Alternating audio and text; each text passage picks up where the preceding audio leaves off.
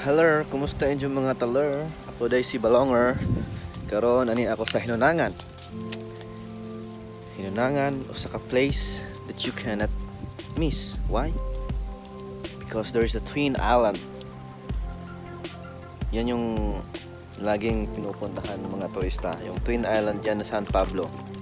Dito yon sa Hinunangan. Di ko aram bakit doon white beach, dito black beach. Pero kahit yung buhangin itim, grabe ang pinong-pino. Kaya ito yung binabalikan ko eh. This is my second time now. So, tara, let's enjoy. Let's enjoy the moment. Virgin na virgin yung beach dito. Row lang, row. Darating din yung panahon. Sisika to. Pati ako.